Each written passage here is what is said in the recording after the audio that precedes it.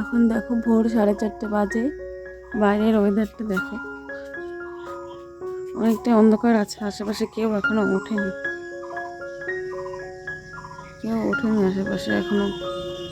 আর আমি এখন উঠেছি, বাবা একটু আগে উঠেছিল, উঠে ঘরটা ঝাড় দিল।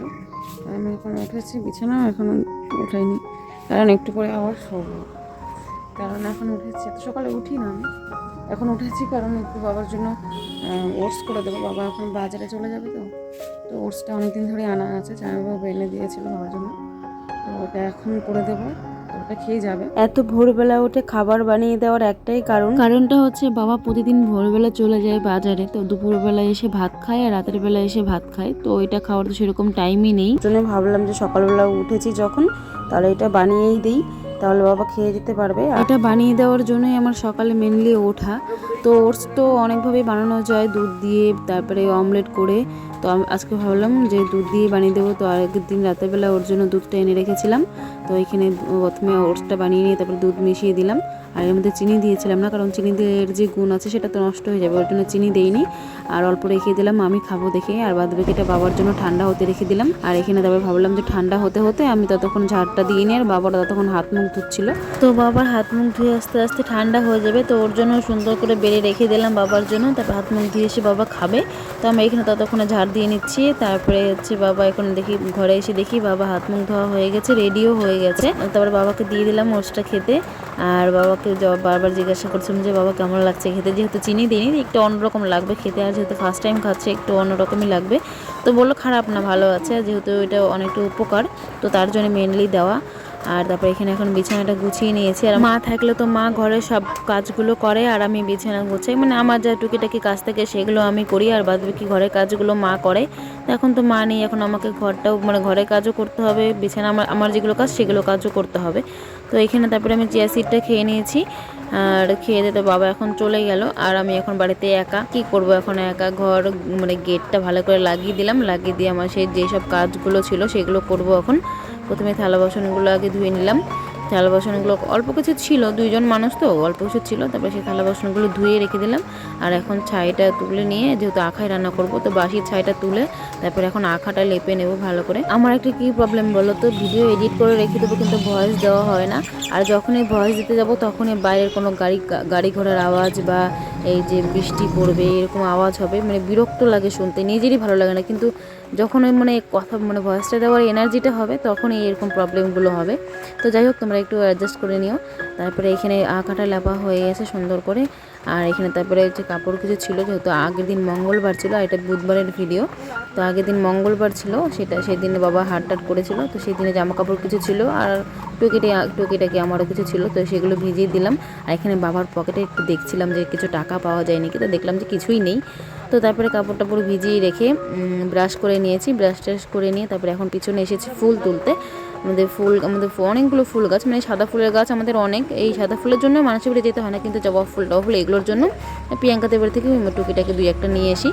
আর আজকে দেখো অনেকগুলো ধোত্রা ফুল ফুটেছে, মোটামুটি 7-8টার মতন ফুটেছে, সেগুলো তুলে নিলাম। আর তারপরে হচ্ছে এখানে যে মতি এসেছিল, মতি এখন অনেকটা বড় হয়ে গেছে, আর প্রচুর বদমাশ হয়ে গেছে ও। আর দেখো আমাদের খেজুর গাছে কত খেজুর ধরেছে।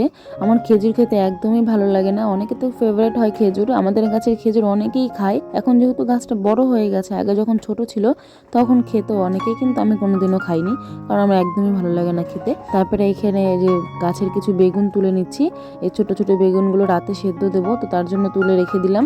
আর এইখানে এই কালো বেগুনটা দেখো কত বড় হয়েছে, কি সুন্দর হয়েছে দেখতে। তারপরে এটা তুলে নিলাম, যেহেতু মানে এটা দিয়ে একটু মাছের ঝোল করব, ওর জন্য 2জন মানুষ তো, এটা একটা দিয়ে হয়ে যাবে, আর একটাই বড় হয়েছিল, তো ওর জন্য ওটা তুলে নিলাম। আর দেখবি বাড়ির গাছের কোনো কিছু তুলে টাটকা টাটকা রান্না করতে কিন্তু দারুণ লাগে, আর খেতেও কিন্তু টেস্ট হয়, কারণ ওর মধ্যে কোনো সার বিষ কোনো কিছু থাকে না। তো আমাদের গাছে বেগুনগুলো এরকম ফ্রেশ, একদম টাটকা, তো ওগুলো তুলে নিলাম। তারপরে যেটুকু ওটস আমার জন্য রেখে দিয়েছিলাম, তো সেইটুকু এখন খেয়ে নেব।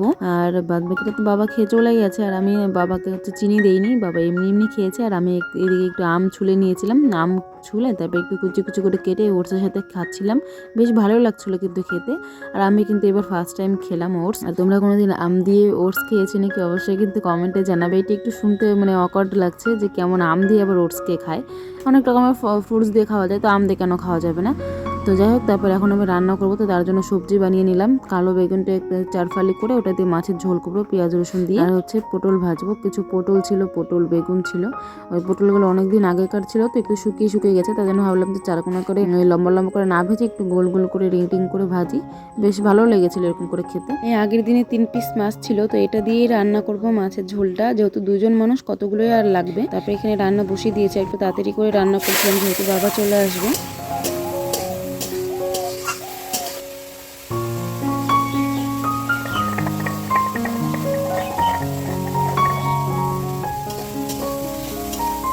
তো এখানে আমি রান্না বান্না কমপ্লিট হয়ে গেছে। এখানে বেগুন আর পটলটা ভেজেছি আর মাছের ঝোলটা করেছি। মাছের ঝোলটা না সত্যি দারুণ হয়েছিল খেতে, বেশ গ্রেভি টাইপের হয়েছিল আর বেগুনগুলো বেশ আস্তে আস্তে ছিল, তো দারুণ হয়েছিল খেতে। তারপরে হচ্ছে রান্না বান্না কমপ্লিট করে তারপরে এখন কাপড়গুলো যে কটা ভিজিয়েছিলাম সেগুলো ধুয়ে নিয়ে এসেছি।